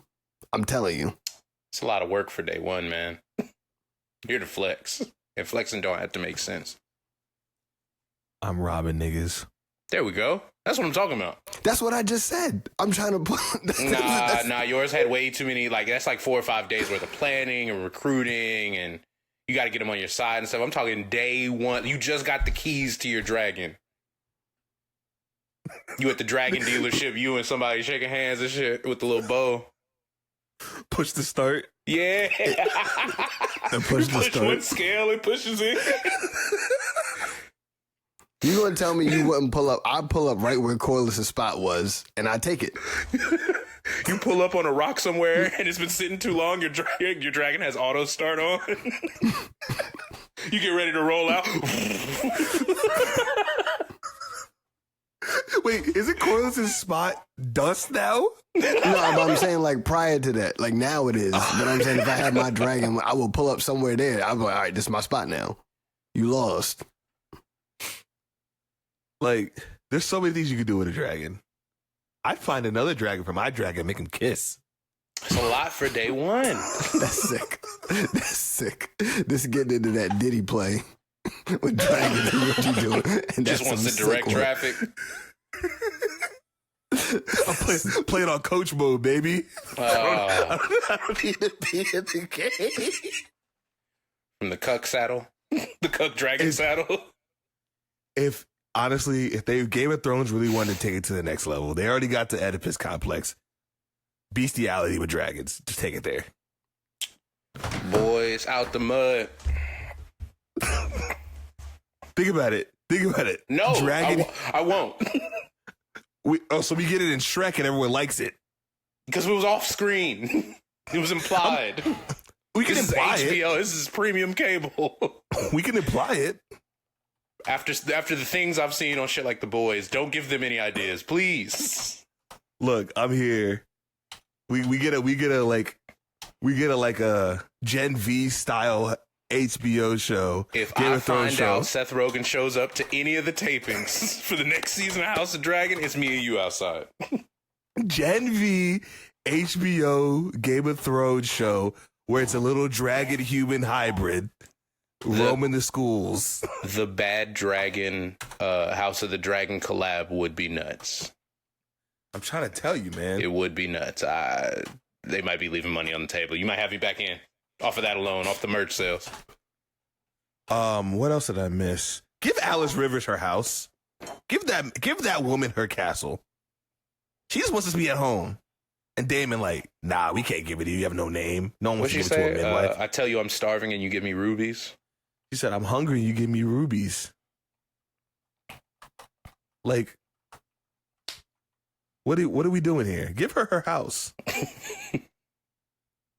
Damon telling Rhaenyra, what you gonna do about it? She's over here crying about her kids died. He said, y'all heard about your mans. I'm sorry to hear that. So, what you finna do? Spin about it. There's another good quotable when Corliss legitimizes Alan and he goes, it's all I can't give you much gold, but all I can give you is my name. All I can give you is my name. And he said, and yet that is worth to me more to me than a mountain of gold. I said, they really know how to pull the heartstrings of he had another fatherhood. one too right after that where he was like, if that's a victory, I hope I never have one anytime soon. I'm telling you, bro. Alan is moving with like the nobility that we got of like 2014 Forest Hills Drive Cole. Where it's like, you want to see this guy win, man. He's sitting on the roof of his house. Dollar in a dream. No, I'm telling you. You just finished For Your Eyes Part 2. You're like, come on, man. I like that guy, man. That's how he's moving right now. Yo, he killed the bitch fist with no assist. No assist. I'm not gonna hold you though. Yeah, I'm not gonna hold you though. I feel like there's no reason that fight took that long. Look at Allen. That's a big guy. It was in water. It's in That's water. the only, yeah, you don't have any leverage. Get it, but she also does not. Yeah. But think about it. You have to think about in water at that point, if neither of you have leverage, you're operating off pure your body. Yeah. And you got to think about it like that. That's pure your body. That should have been a cakewalk. She wasn't slight, though. She wasn't She was a slight. small lady, you know what I'm saying? She wasn't slight, but this... With some adrenaline going, I don't know. He is packed like a unit. You can't tell me that man is not a fullback. He does look like a defensive end in the SEC. Nigga, that's Vontae Leach. I Texans think legend. I think she may be a better combatant than him, but I think he may be just stronger. Yeah, just brute force. He might be more strategic. Like, that might be where his advantage is, despite him having a physical advantage. But either way. Weight bully, man. Yeah, really.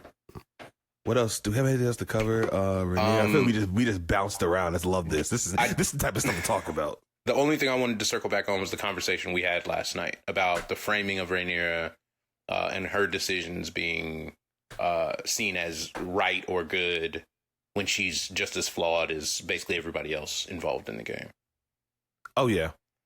I brought this up to Vaughn. I think I brought it to you a little bit. Leia, I'm talking about you. Anybody else in here? I don't know. You know? The dance is supposed to be like, from what I understand, supposed to be like more so like morally gray. What are you laughing at, nigga? What's so funny? Who? Okay. No, I wasn't laughing, dog. Your video keeps like delaying and then catching up, so I think you might be like out of sync. Yeah, I wasn't paying attention to this thing at all. Yeah, literally.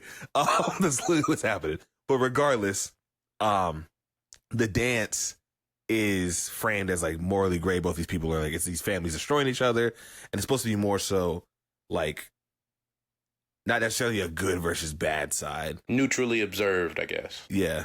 But right now it feels like it's all like the Team Black is like, not even just Rhaenyra though. Like Alan, we're talking about like everybody on the Team Black side is like the good people. And I find it, if that's the story they're going for, sure, but just off of what I understand about this, it feels a little bit more, and it feels like every decision or every bad thing that happens is like an accident. Or like not supposed to be, not just someone doing something out of malicious intent, which kind of takes away a little bit of the teeth of it. How do you feel about that? I can understand that. I think that's the good side of war, is because there has to be that point where we're like, oh, this is the good guy, and then this is the good guy, and then we get the breakdown, and we finally get to see when who's in charge, who's really good. You know what I'm saying? And I don't mind it. I do think that they are skewing it a little bit towards Rhaenyra being the one that was wrong, done dirt. And I agree with that. But I also think they're going out of their way to show that her side is not clean. Daemon, you can't say is clean. I think Daemon's cleanness is... all bets are off. But no one questions Daemon. They're just like, that's just Daemon. People like Daemon. I think Daemon's cool. I get that, but they go out of their way to show you that he is not clean. And now we're getting there with Rhaenyra where like... she clearly had qualms about what she had to do in order to take it. And Daemon, being the permanent devil on her shoulder, said, do it, my nigga. Do it. She's like, what's my nigga's name from Menace to Society when he goes in the convenience store? Yeah, O-Dog. He was like, O-Dog, try and get him to blast them niggas. He did. And so it's like, I don't know. But I don't know. I kind of like it and appreciate that though, because I want people to feel like even though I don't interpret it as she's good and clean, I want people to feel that way. So when the rug is getting pulled from under them, they're like, dog, I can't justify my man's no more. My man's was doing the Dougie off of a 6-pack of chicken. I can't justify him no more. We love a guy that can laugh at himself, right? It's a beautiful bookend. That boy's been hooping since the mics got hot. That nigga hit a nay off a bowl of Apple Jacks. You thought this nigga never ate something in his life. Vaughn, before I give my piece, I want to hear your thoughts. I mean, in the conversation we had last night, we kind of framed it specifically on Rhaenyra, and the point that I made was the volume and type of loss that she has suffered. You didn't like that it felt like that was the justification for a lot of her bad doings. Was, oh, she's been through so much. And I'm like, I get that. But I think it is innate as a human being to see just how much she has suffered and feel that way, whether it's intended or not. And then when I was working on my show notes earlier today, I kind of ran through all that she's lost in the time that we've been following her in the series. She lost her mom. She lost basically the confidence of her father, and then actually lost her father. She lost her best friend. She lost all of her legitimacy as far as her claim to the throne. She lost her true love. She lost her husband, her protector, her youngest. Then she lost Jace, and she lost her home. Like, with all of those things stacked together, I don't know how else, like, the human mind is supposed to see her any other way. And then I also made the point, I think being a Targaryen woman is a tragic story in and of itself, from the weight of the responsibility of the last name and the bloodline versus the realities of being a woman in this universe. It's always going to kind of end. The only way to get what you want is to go to extremes to where they'll call you mad. And then once you get it, it's not going to be worth it. And you're going to lose everything tragically, almost immediately. And it just feels like that is the predetermined destiny of, you know what I'm saying, a woman of importance in that bloodline in this universe. Those are phenomenal points. Good job. Good notes. Good job, guys. My only rebuttal is that are we not tired of every woman that is like adversarial having to have some sort of massive struggle every single time to make them adversarial and make them villain? Like, I feel like that's. I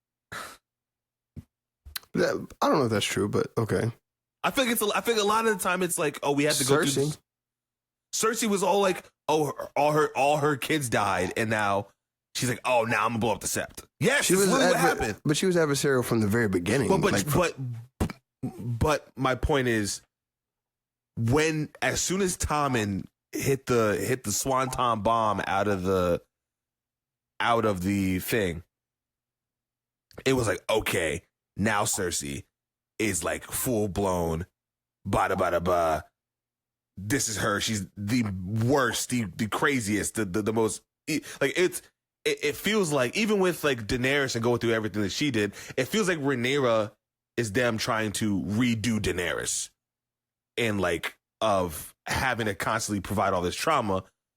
It's like when people are saying, "Damn, all Black stories have trauma." And like every Black story is trauma. And I feel like we can never just have like just be bad with a lot of women. And it I don't know. I think the other part of that works against the point that you're making is, the two lead women in this story are also mothers. I think that really muddles that up as well. They're not treated equally at all. In terms of, They're not treated equally in the show at all. People have way more smoke for Alicent than they do for Rhaenyra, even though Alicent has suffered a lot. Plenty. A lot. Plenty. She lost her best friend. She lost her father. She lost grandchildren. We're still kind of lost her torn husband. on her level of participation, because that was the point I made last night. Sure, there were things that she was forced into. She lost a good bit of her innocence in her youth when her father sent her to go check on the king. Yes, not denying that. But there's a level of buy-in to certain parts of this as this story has progressed along that she has done so willingly. Whereas Rhaenyra, all of the weight of all of this has been on her shoulders since she was like 9. Same with Allison. I don't know. I do think Allison. It's plenty. Allison, it's just not the same. Yeah, I think Allison is a bit more complicit with the She things is. that. Yes. But the difference is where I understand Vaughn's coming from, because Rhaenyra is like having to. She's on the defense from everything that Allison is doing, which takes some of the onus and like responsibility off her plate, because she's like, I have to react to you killed my son. Now I have to do this. It's like, it's never like, well, not never. Rhaenyra Allison is didn't kill her hardly. son. Well, I know not, but like their people killed my son. You see what I'm saying? Like I now have to retaliate to you in your group because you killed my son. And it's like that whole thing keeps going where she's never really starting the offensive with doing wrong. She's always kind of backpedaling and trying to on her back foot. But that's my point. That's also my point. Like, this isn't. If it's supposed to be that her not starting any offensive is kind of my issue. But she doesn't have a chance. She's always That's not fair. She burned, and also she burned a bunch of people in the dragon pit, and no one said anything about it. No one has ever brings that up. She locked them niggas in there to die. No one ever brings that up.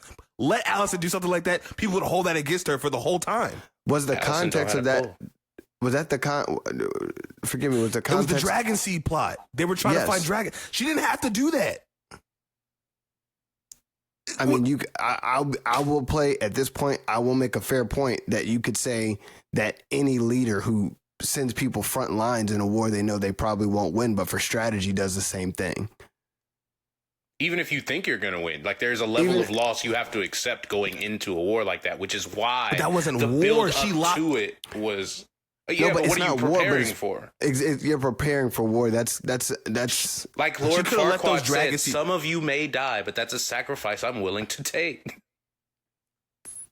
So when I guess my issue is you can't put morality on acts of war like that.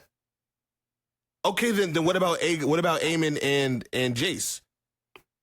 Or Aemon and Luke? In that was an accident. That was an accident, right? But it was unfounded. There was like, what was the cause? That wasn't the objective of anybody that was sent out for that mission. In the same way, the whole egg and cheese thing did not go accordingly. Blood and cheese. Blood and cheese. My bad. I wouldn't mind a bacon, egg, and cheese. There it is. We got that with the blood and cheese. That's still my biggest gripe from the show, though. They didn't put enough Sophie's Choice on that moment for me. And it was also like I didn't tell you to kill the kid. I didn't tell you to do that, Damon. Like it's like stuff like that. It's just like, yo, like he put on his war crimes hood and got busy. And then she's taking the moral high ground, but she's literally set a son for a son. Yeah, but not like that. Yeah, and then after and then after the son was killed, she's like, okay, I still want your son. She has not stopped running and trying to get Aegon. That son for his son stuff is out the window. She's like 3 sons and a father removed, and niggas are like, yeah, no, but she didn't get her actual son though. That's I understand not what she said though. Yes, but if you're telling me, but I get what you're saying, right? But if you're telling me is my objective is I want to kill your son and I don't get your son, well then you, as you should probably expect, I might be spinning back for your actual son. But that's my point is, no one looks at that like, okay, she's doing too much. When it's objectively, she is doing too much. She's going overboard at that point. I don't think that's a fair thing to say. You're going overboard because, again, This came out of left field. That was not supposed to happen. This was never an objective to get done. You had somebody go rogue and kill somebody off. Now, if you go off of like street rules, how they typically do it, you got to offer up. Like if it's The Sopranos, you got to offer up your guy to make that atonement. Your guy got to make that right. You don't see Allison and them making that right. Making what right? When you killed my youngest son because your kid went rogue. Well, the mob is different. But I'm saying, like, there was no. You're saying that Rhaenyra is taking it. He did not kill him. That's the other thing. It's like he set out to kill. They set out to kill somebody. That's completely different. That's completely different. Who but is how many the niggas they? got I dragons? think that matters heavily here. Because I think Aemon left the crib ready to murder. No, he did not. No, then why was he not. there? Why was he lurking then? He went there. He beat Luke there. Do your thing and leave then. And he was bullying Luke. That is different than killing Luke. Okay. No, stop. Stop. Because the whole purpose of this show is that they cannot control dragons. Is that not the truth? Sure. Does he not say Vhagar no? Is Vhagar not a wartime dragon? Yeah. Yes, and that's your fault. That's still your knowing fault. that you can't control them and just doing whatever anyways is a responsibility taken onto you in the same way that it is Rhaena in the first episode. Yes, but he did not murder him. You act like he you went out. weren't driving responsibly when you operate a dragon. Period. That's your fault. That's on you. You know you don't control them. You do your best to contain them. No. Because they don't know that. That's the whole thing. But Sarah's is the only one that says we think we can control them. Is that not the truth? They all, Targaryens are literally head cases. They all think that they can control these beasts. Well, then that is the whole purpose. If we know they're all head cases, let's quit trying to put logic on some of their actions. They're all nuts. They are. That's my the show. point. Make it more even, though. Don't just make it seem like someone's so good. Just make it seem like it's more even than that. I think that Aemond is as guilty as someone who, when the ref tries to stop the fight, you throw another blow. If they die, you went out there and made that decision because you took it too far. He did take it too far. But that's him killing somebody because he took it too far. My point is that the way he did that and the way that they directed to go into the house and kill somebody is two different things. That's but they started it. That's what I'm saying. You're trying to make it like they should say, "Oh, it was an accident." Well, nah, because we were already in war. None of that and then matters now because I'm down a son. And then now she's down, and then she went to. She got the son. She killed the son. She intentionally they killed the baby, cut his head off, roll in, and they're like, okay, no, now I need Aegon. Now I need Aemon and Aegon. Have you ever heard how these war generals talk? Like, I don't care about how the war generals talk. You're giving it some morality of sense of like a regular person. But if you look at how war goes, no, you don't. I don't lose one and think, let me take one back. I have to keep winning now. I have to get mine back and more. That's not how war works. You're putting like a morality on it, like it's two people like a just tit for tat. It doesn't work. Yeah, quite that's like not how war works. Because Rhaenyra is framing it as tit for tat. That's my whole thing. That's our whole. When Allison came to offer that thing, and Allison gave her that, right? She gave her that ultimate that plan, and it was all square. And then she goes, a son for his son. I need Aegon. She literally keeps pressing that. She is framing it as a tit for tat, guys. I think the other part of that. Well, the other part of that is if she takes the throne, Aegon has to go as the immediate threat to her run. That makes more sense than framing it as a son for his son. Is my point. Sure, I mean, but it sounds cooler. It's Game of Thrones. But she's framing it like it's a tit for tat thing, but it's not a tit for tat thing.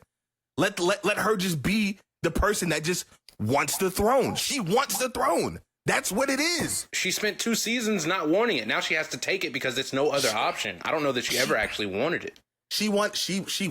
I think the whole point of her laboring up to this throne at the end of episode 2 is you did all that and now you're here. Great, fantastic. Was any of that worth it? Was any of that what you wanted from jump? But not worth it doesn't mean she did not want that throne. She did not, just because it wasn't worth it doesn't mean at the time she wanted the throne, guys. Like we don't have to act like Rhaenyra had at no point wanted to be queen. Like she can, and that's my point. That makes her more interesting to me. Yeah, some of these things happened in a terrible manner and things got out of control. But at the end of the day, she wanted to sit upon that throne. That is interesting. Well, she sliced her bestie's dad's head off. So I think we'll start leveling out.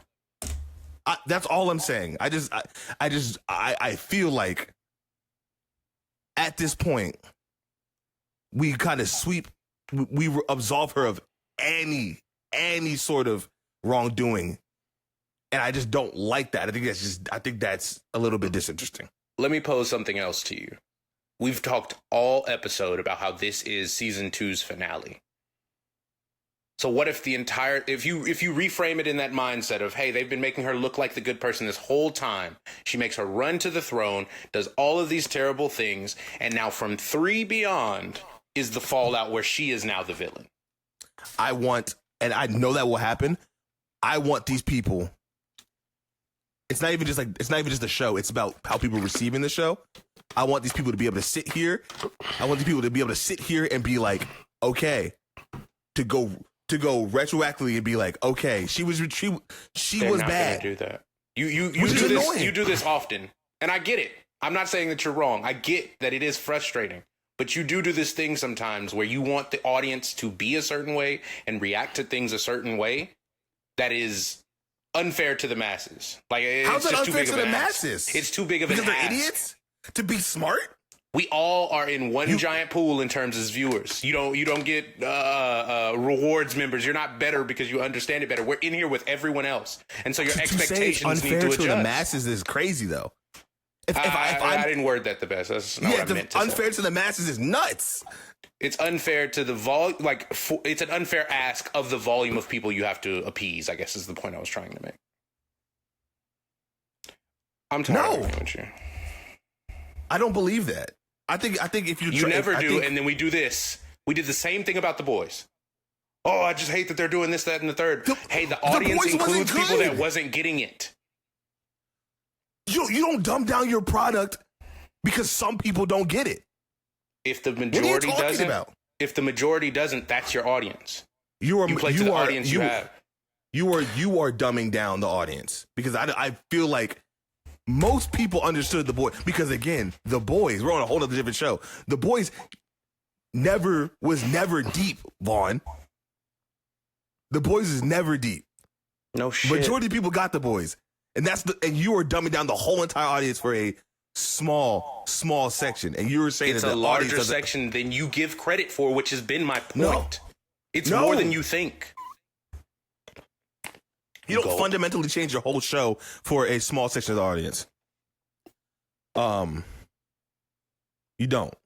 I think ultimately what happens is when you have something like that, where you're taking like specifically, like, let's say an example from The Boys, where I think they are running into an issue where they feel like they've created a cultural phenomenon aligned with, unfortunately, as Kripke kind of said with the last season, kind of what was happening politically, where I think they felt like a moral responsibility. And this is where I come into the conversation that I've had with you many times, Jaden, where I said it takes someone, remember how I was talking about with different like directors, you need to have a backbone.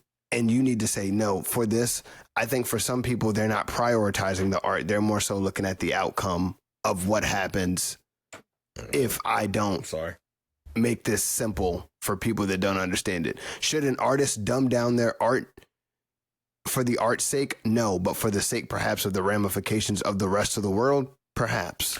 And I think you're putting way too much power behind The Boys in specifically.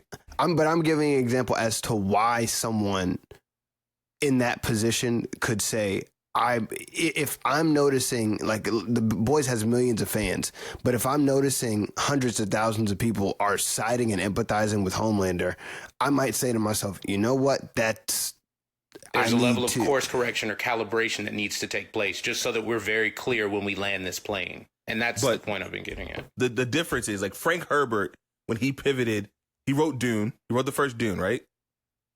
And then people weren't understanding that Paul Atreides wasn't a bad guy. So that's why he made Dune Messiah, correct? Yes. That's why he did that.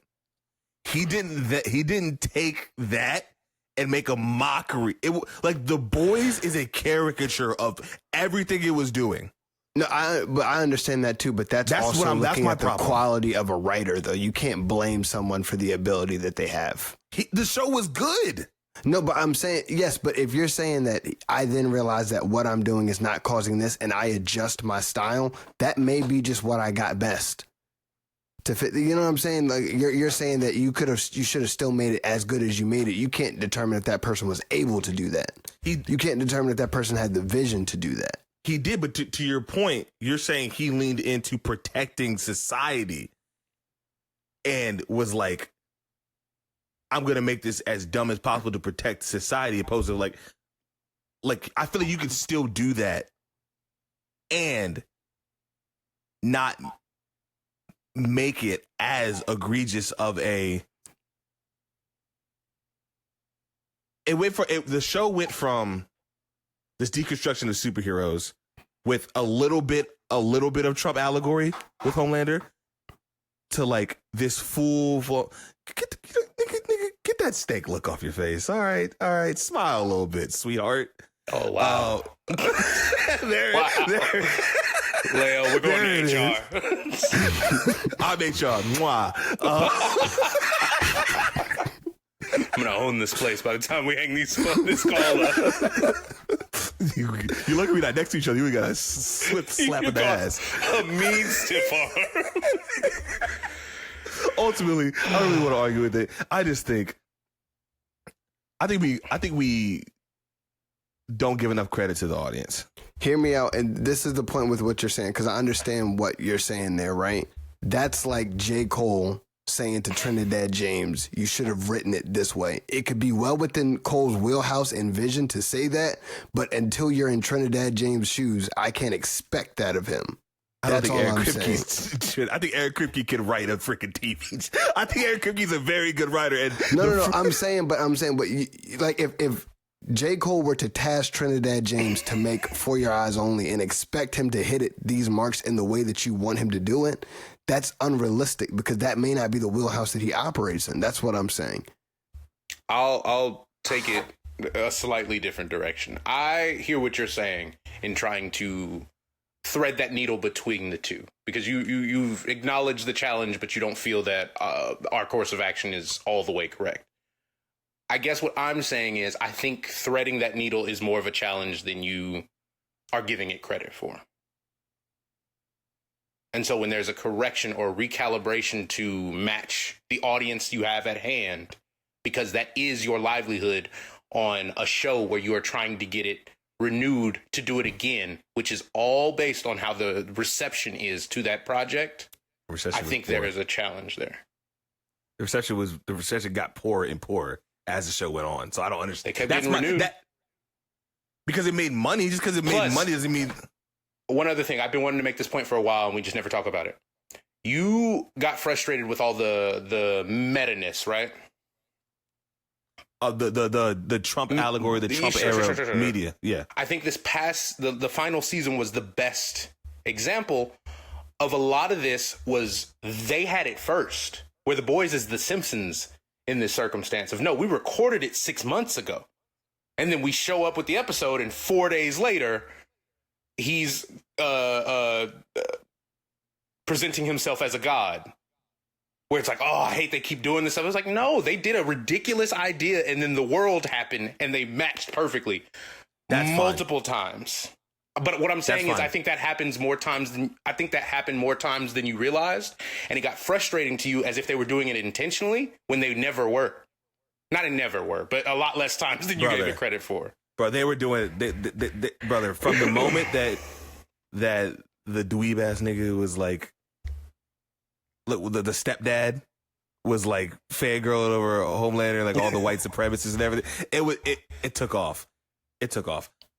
Great conversation, guys. And I love getting 2v1'd about the gullet and the navel all the time. Nuts. It's in the pod. You know, Well, I don't even know if we're gonna BBL this. Are you excited for the next episode? Yeah, I'm excited for the next episode. Oh my god, can't wait. Season 3. What kind of freaking name generator do you have here, Leo? All right, it's actually more than just a name too, though. It gives you like attributes, characteristics. All right, who goes first? Vaughn. Okay. All right, I'm gonna give it a whole refresh, and now I'm gonna randomize. Vaughn's dragon, and I'll send this to you. Let me screenshot it so we don't have to try and write it down if you wanted. Vaughn's dragon is Sunwave. So Sunwave, light skin nigga. nickname Leo, Bringer of okay. Fire. It's a young adult dragon. So we have a lady on our hands. It's a woman. Okay. Sharp purple scales with plain white accents. A pattern of a ball python pattern with crimson wings. Large. The fire is red and brown. Eyes are complex magenta. The skull type is a horse. And it has a burly body with Cryolophosaurus crest. Don't know if I'm saying that one right. Good job. And notable features, none. Damn. Nigga got a vanilla dragon. After naming but some of the most notable features I've ever heard in my life. No, but like notable features are like some crazy deformities. Oh, okay, so like okay, you have okay, a clean dragon. Yeah, Is what it's saying. All right. Jaden, you're next. I'm gonna refresh, and now I'm gonna random. Good God, Nigga gonna be named Dumpster Dog. The Are you ready for this? 2002 Chrysler, Honda Civic of dragons. Jaden has blind eye. I'm screenshotting this so you can see the proof. I didn't do it. He has blind eye. Nickname: Born of Death and Spirits. An elderly dragon. It's an old man. Got an old bitch. Ordinary umber scales and ordinary turquoise accents. It has a gradient though. Back to okay. underbelly. Sharp indigo wing. That's kind of cool. The fire is pink and crimson flames. Kind of cool. Okay, that's hard. It has maroon eyes. Skull type horse. Is that regular maroon or complex? Neutral. It says neutral. Okay, just checking. It has the horn, crest, and antlers of an orbital ridge horns. It says the body type is also burly. No notable features. I got a thick old boy. All right, let's see what I get here. Watch him get like all the cool ones. The drippiest shit you've ever seen. Actually, no, I got the small one, so okay. I have male wing. Male wing? Which is actually a woman. Ooh. So I have male wing, nicknamed the Dragon of Blood. Okay. A fully grown adult dragon, but not older, and I guess not a young adult, so I'm in between you all. So I'm assuming it won't grow anymore. I assume yours is in its physical prime, though. Yeah. Gender, obviously woman. Scales, ordinary, emerald scales, chipped green accents. Interesting. It has cheetah spots. It has cracked ruby wings. I like the green and ruby. It has purple flames. It has clouded lime eyes. It has the skull type of a raptor. Interesting. Right. It has gazelle-like horns. And Okay. it's albino. Ooh. Okay. Interesting. I feel like I won a swag award. You said you but got a small one. You just got a coupe. That's all that is. You just got a 2-door. That's all that's going on. Swag award, I think it has to go to you, albino. Shout out albinos. Yeah. We love you. To our albino listeners. Shout out. We have a few. Oh, I didn't know. Yo, both of you were, I didn't know. I believe you. No, I don't know, nigga. I don't know. Maybe you connected with him. I don't know. I wasn't finna lose the one we had joking about it. You know what I'm saying? Salute to you. Coward. I had to stop myself in the TikTok today. That's why I figured you may have seen them. Because I seen somebody comment something on TikTok, and I said Jaden would get mad if I replied with that one, so I won't. Yeah, someone commented on our Supergirl thing. I don't want to hear opinions about this movie from a man. And I said, "Oh." My response was noble. I said, "Oh, that's upsetting. Well, I hope you take the time to listen to the podcast anyway." Okay. See, that's not what I was gonna say. Yeah, Leo's about to uphold. Oh man. But anyway, that was fun. Thank you for arguing with me, guys. Anytime, brother. I think sometimes, it's just fun to just get it out. Right out the gullet. I don't even remember what I said, honestly. Nice. That'd be the said out the funniest gullet? part. You just black out. What were we arguing about again? Dune? Do I care about this? You shower, you're like, I don't know. It's like I being really a don't, but werewolf. You come back to it's like, what? Was I out here giving a fuck? Was I mad online? I know what's gonna happen. I'm gonna post a clip of us arguing. I'm gonna get my back kicked in. I'm gonna come back on the next episode with a I was tripping. Yeah, I was tripping. It happens, sometimes it happens. What was that quote that Rhaenyra hit? That was from, remember? We didn't touch on that. Oh, I may have the weak and feeble build of a woman, but I'm strong. That's what you're gonna say when you come back. Bro, I got us arguing about James Gunn, and I got us arguing about that in back-to-back episodes. It's going to be a bunch of niggas yelling for 2 weeks. We're one episode argument away from that the Joe Budden clip where he's like, I'm sorry, niggas had your bitch outside. 2024. Wait till the next episode. It's gonna be some bullshit. What? About our hear me outs. Yeah, I feel like there's gonna be some arguments. Oh, that's gonna be an argument. Oh, nigga, we're gonna be It's yelling. gonna get sweaty. All right, let's get out of here. We're over 2 hours. Damn. It was Thank 2 you episodes though. That was 2 episodes. It was understood. Appreciate y'all for being here talking about Game of Thrones, House of the Dragon. I'm excited to be back. If y'all come here for like lore accurate conversations and any like real in-depth breakdowns of this show, you're probably not gonna get it here. But If they're not wearing spandex and a cape, don't expect me to be accurate.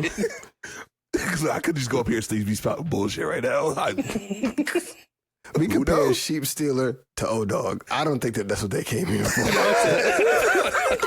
They didn't come here for that. I appreciate y'all as always. Check us out next week, covering episode 3. We have a special episode, first time on set episode. We will be doing our Hear Me Out draft, which is movies that aren't particularly good to the masses, but we think they are. For a second, before you said the movie part, I was like, that would be probably one of our best episodes. Oh, dude, that would be the nastiest, most between y'all two horny niggas. Subscribe to the Patreon. The NSFW. Yeah. Honestly, y'all Hear Me Out would piss me off because it'd be like Hear Me Out and it'd be like Mrs. Incredible or Elastigirl, and it's like we have to do it now. I'm sorry. Niggas be like Hear Me Out and it'd be like the most beautiful woman you've ever seen. It'd be like Granny Goodness. No, I get hate up for my Hear Me Out. You hate on me all the time. We'll talk about it off pod. I don't want to bring it up again. Nigga gonna say, what's the name for Monsters Inc? Oh no, Roz. Celia? Huh? Wazowski. No, not her. Cecilia. Is her name? Yes. Celia. Yeah, yeah. I get it. Nah, Look at him. He's floating. Jaden knows what I always say was prime time back in the day, and I get hated on it. We'll talk about it after the pod. Y'all have anything to close it out with? Hey, I mean, if you know what I'm saying, if you aren't black, you ain't with Allen and them. Vaughn. Shout out Varsana and all the other moped girls out there. We'll see y'all next week. Shout out the moped girls. And guys, remember, a wide gullet is a healthy gullet. I'll keep y'all. Talk to y'all later. Peace. How do I exit this?